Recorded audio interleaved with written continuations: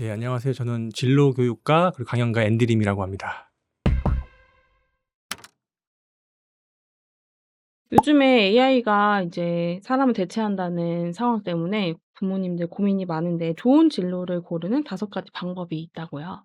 네. 우선 AI가 계속 활활 타오르고 있고 또 로봇도 점점 도입되고 있는데 그럼에도 불구하고 좋은 진로를 잡아야 되는 게 우리 모두의 고민이잖아요. 그래서 그런 거에 대해서 좀 정확한 가이드를 드리고자 이렇게 설명을 드렸고 이게 모든 정답은 아닌데 제가 생각한 해답이다라고 가이드라고 생각해 주시면 될 것 같습니다. 첫 번째는 다 알지만 우리 모두의 숙제인 학교 성적대로 따라서 가야 돼요. 그래서 미안하지만 잔소리하지만 공부를 딱 한 번이라도 최선을 다해서 잘하려고 해봐야 돼요. 우리 딱 그렇게 해보고 안 되면 포기하면 되거든요. 그러니까 최선을 다해서 한번 공부를 해보자. 왜냐? 제가 아무리 열심히 해서 제가 교사가 되고 싶다 그래도 제가 공부를 못하면 사범대 라이센스를 못 얻어요. 제가 아무리 의사가 돼서 누군가한테 봉사를 하고 싶고 혹은 많은 돈을 벌고 싶어도 제가 공부를 못하면 의대에 진학을 못하면은 그건 다 못하는 것들이죠. 그래서 내가 하고 싶다면은 공부를 잘해야 되는 게 현실적인 거예요.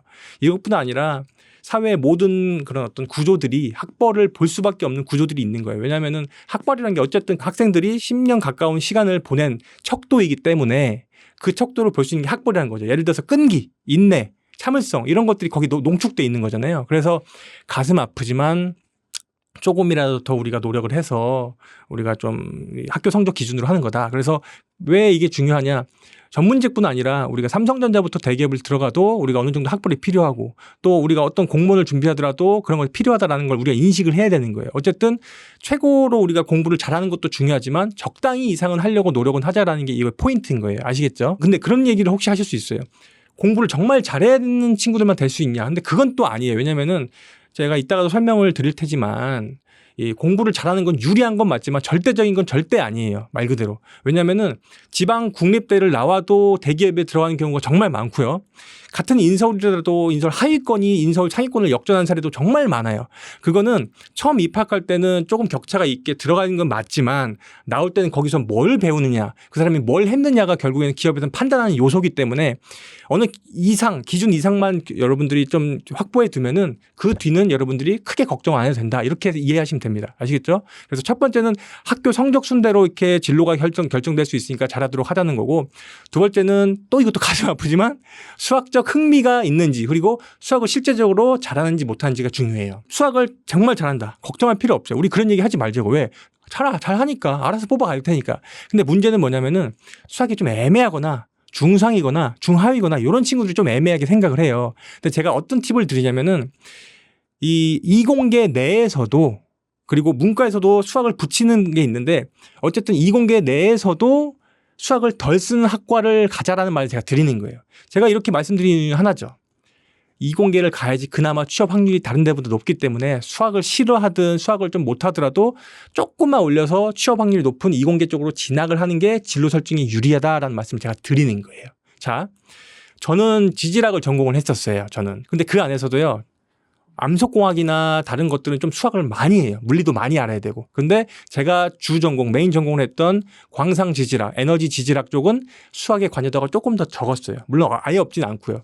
당연히 저는 후자가 맞았고 그 덕분에 운이 좋게 대기업에 취업해서 거기서 회사 생활을 하다 나온 거예요. 근데 저 말고도 이런 경우가 너무 많아요. 우리 주위에 이공계하면 수학이랑 물리랑 기타 관련된 과목들을 너무 잘해야 될까로 인식은 하고 있는 게 맞지만 더 중요한 거는 그거를 덜 해도 잘 먹고 잘 살 수 있는 전공들이 많다는 걸 인식을 하는 게 더 중요해요. 자, 화학과도 그렇고 천문도 그렇고 해양학도 그렇고 기상학도 그렇고 너무 많아요. 산업공학도 마찬가지 우리 지금. 그러니까 나 너무 수학 못하는데 나 이걸로 안 될 것 같은데 라는 생각을 잠깐 내려놓고 우리가 수학을 조금만 잘하려고 노력을 하자는 말씀 제가 드리는 거예요. 그래야지 조금이라도 더 유리하다라는 그 말씀을 드리는 거예요. 제가. 자, 세 번째는 그런 성적이나 수학 이런 거랑 별개로 내가 좋아하는 일을 하는 거예요.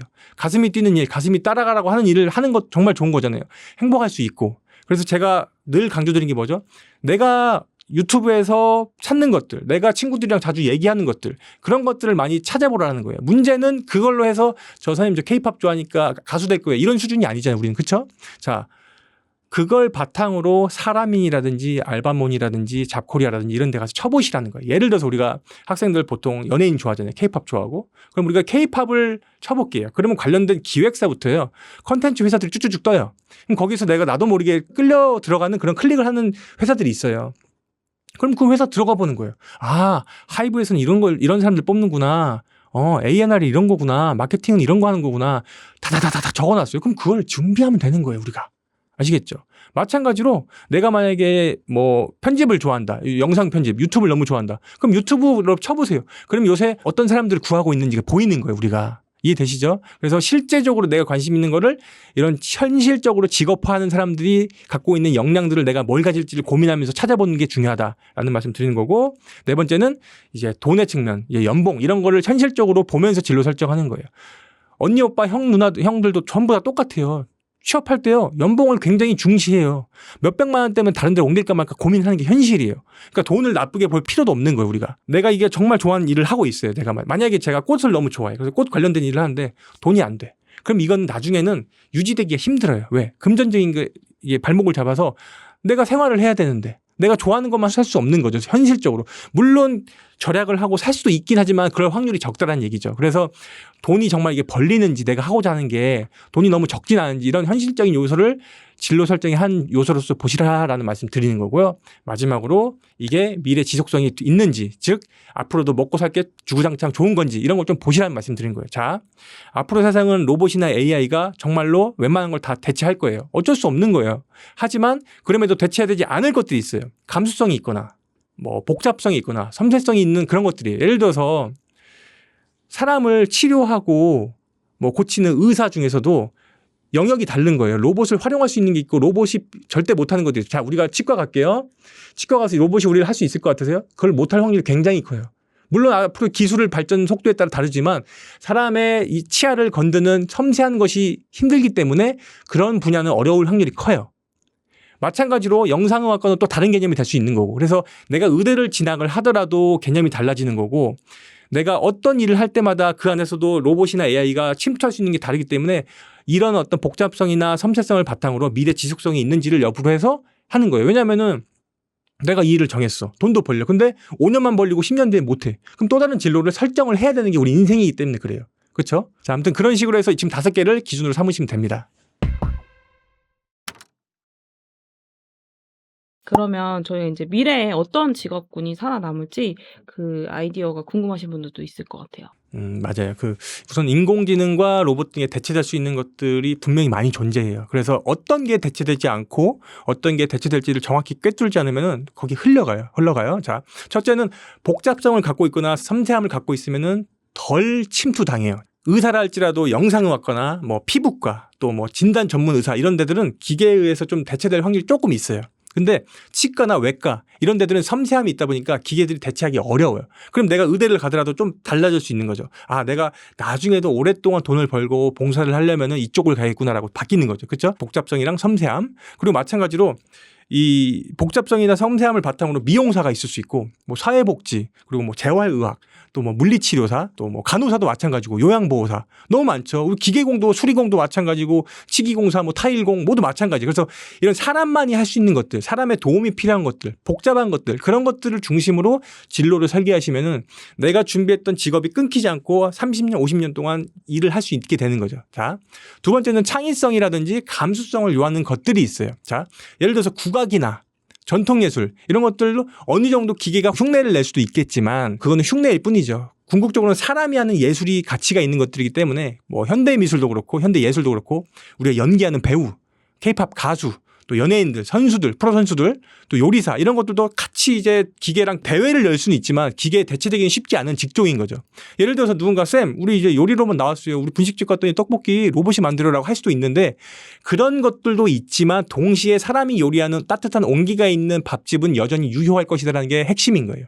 이해되시죠? 자, 셋째는 이제 재난이라든지 안전 뭐 이런 사회복지 관련된 분야는 기술 발달 속도가 느리기 때문에 여러분들이 충분히 이쪽 직종을 연구하면은 될 수 있다라는 거예요. 자, 우리가 올 초에 아마 산불이 국가 재난으로 정말 크게 났었어요. 정말 안타깝죠. 그거 보면서 저도 아니 이렇게 세상에 기술이 발달하고 있는데 저 불 하나 제대로 못 고르는 게 말이 되나 싶을 정도인데 그게 현실인 거예요. 그게. 그렇기 때문에 앞으로 치안이 더 안 좋아진다면 당연히 경찰을 뽑을 거고 이렇게 소방 방재 재난 쪽은 앞으로도 더 심해질 수도 있기 때문에 지진도 그렇잖아요.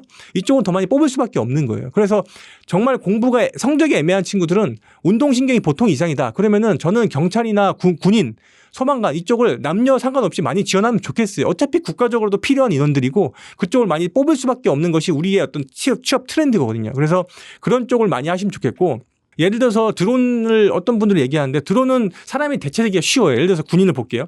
지금 러우 전쟁에서 드론 부대가 어마어마해요. 기존에 우리가 갖고 있던 패러다임이 바뀔 정도로 보병이 있으면 됐지 뭐 탱크가 있으면 됐지 하는 것들인데 그냥 드론 몇 개 달려서 다 없애버리는 거예요. 그만큼 군인 같은 경우는 어느 부분 일정 부분 대체될 수 있다. 하지만 보병의 대체를 할 수 있는 한계가 있기 때문에 다시 말씀드리지만 군인도 정확히 알아보면 할 게 너무 많다라는 걸 여러분들이 인식하시면 좋고 이 부분 좀만 더 설명드리자면은 자 앞으로 국방은 더욱더 감소할 거예요. 자 저출산으로 인해서 20만 명이 필요한데 지금 현재 기준으로 지금 한 해 인구가 30만 명, 20만 명 후반대예요. 그러면 여학생들 포함해서 가는 거예요. 이해되세요? 그렇기 때문에 국방에 대한 거는 니즈가 올라갈 수밖에 없는 거예요. 그래서 제가 그런 미래 사회의 흐름을 읽어보면서 군인 쪽도 좋다라고 말씀을 드리는 거를 꼭 학부모님들이 이해를 하시면 좋겠습니다. 아시겠죠? 그 아이의 진로 역량을 길러주는 3가지가 어떤 내용인가요? 지금 트렌드는 그 대학이 원래 전공 적합성이 있는지 여부를 판단하다가 이제 진로 연계성으로 바꾸고 있어요. 워딩을. 그 말이 뭐냐면은 진로 역량을 가지고 있는지를 기업이 오히려 대학한테 요구하고 있으니까 맞아. 전공만 잘하는 게 중요한 게 아니라 그 전공을 더 확장해서 진로 계열의 연계성이 있는지 진로에 진짜 궁극적인 역량이 있는지가 중요하구나 싶어서 대학이 이제는 고3, 고2 우리 수험생들한테 요청을 하고 있는 거예요. 그러다 보니까 그런 역량을 진짜 보유할 수 있는 교육이 조금씩 현장에서 나오고 있고 그런 걸 요구하고 있는 건데 자 크게 제가 3가지를 말씀드릴 거예요. 3가지. 자, 첫 번째는 글쓰기와 말하기 능력입니다. 실제로 우리가 모두 공감하실 거예요. 말 하나만 잘해도 먹고 살 수 있습니다. 물론 잘해야겠죠. 자, 글 하나만 잘 써도 잘할 수 있습니다. 제가 만약에 여러분들한테 김성주 씨처럼 잘할 수 있습니다. 혹은 우리 노벨상 받은 우리 한강 작가처럼 할 수 있습니다. 하고 하면 저는 거짓말쟁이에요. 김은숙 작가처럼 우리 드라마 대본 써봅시다 하면 저는 거짓말쟁이일 거예요. 하지만 쉬운 글쓰기들이 있어요. 카피라이팅을 한다거나 유튜브 제목을 만든다거나 썸네일에 들어갈 걸 한다거나 전단지에 나올 카피라이팅을 한다거나 이런 우리 주위에서 실용적인 카피라이팅을 할 수 있는 수준이 되면은 글쓰기도 친해지고 점점 글과 가까이져서 조금 더 중급의 글쓰기를 하게 되고 고급을 할 수 있게 되는 거예요. 저처럼 나중에 작가가 될 수도 있고요. 이해되시죠? 그래서 이거를 어렵게 할 필요가 없는 거예요. 우리가 점점.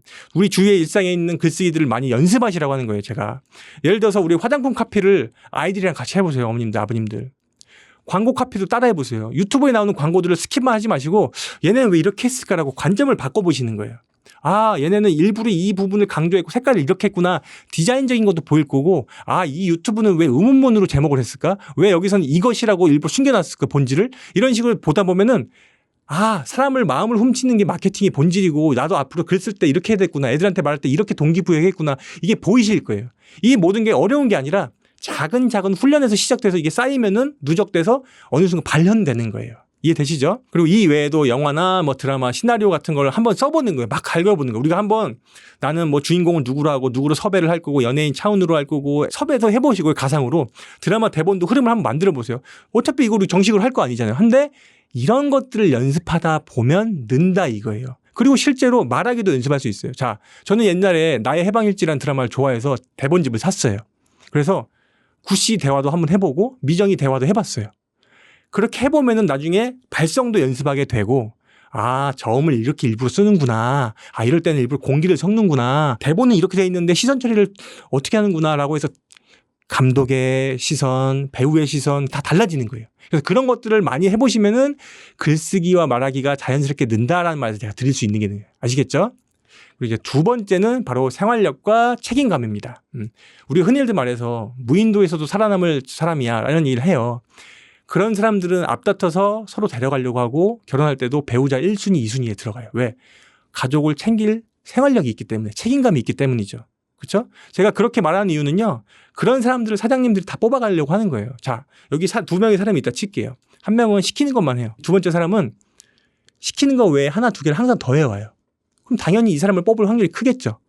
제가 말씀드리는 거는 어려운 게 아니에요. 평상시에 우리가 그런 훈련을 하면 돼요. 엄마가 뭐 가져오라고 했을 때도 하나 가져올 때 다시 한번 물어보거나 2개, 3개를 가져오면 되는 거고 예를 들어서. 그래서 이런 것들은 어려운 게 아니라 내가 한 번만 더 리더가 돼서 팀을 이끌어보면 되는 거예요. 그리고 또 힘든 날씨에 내가 한번 봉사활동을 해보고 이러면은 책임감이 늘어나요. 쉽게 말해서 극한의 경험을 조금이라도 하고 내 몸이 좀 힘든 경험을 하면은 거기서 내가 얻는 게 몸이 체화를 해버려요. 이렇게 느껴버리는 거야. 그래서 어렵지만 초등학교 저학년은 부모님이 항상 같이 해주셔야 되고 고학년부터는 조금 자기 주도적으로 해보라고 하는 거예요. 예를 들어서 별거 어렵지 않지만 캠핑 가서도 애들한테 혼자 쳐보라고 하는 거예요. 실패해도 되니까.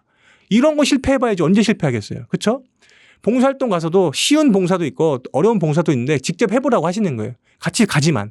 이해되시죠? 그런 식으로 해서 같이 뒹굴고 힘든 걸 경험을 해야지 우리 아이들의 역량이 늘어난다는 거고, 세 번째는 사고력이라든지 창의력, 융합력이에요. 자, 다시 말씀드리지만 정말 어렵지 않아요. 제가 계속 쉬운 예만 드리잖아요. 그렇죠? 자, 우리 주위에 이제 흔한 요소들이 정말 많아요. 창의력이라는 건 결국 연결해서 붙이는 거예요. 이렇게. 자, 요새 초코파이도 어마어마한 맛이 나오는데 제가 한번 아이디어를 드릴게요. 초코파이 두리안 맛 붙여볼게요. 어떠세요? 자, 맥주에 블루베리 넣어볼게요. 블루베리 맥주.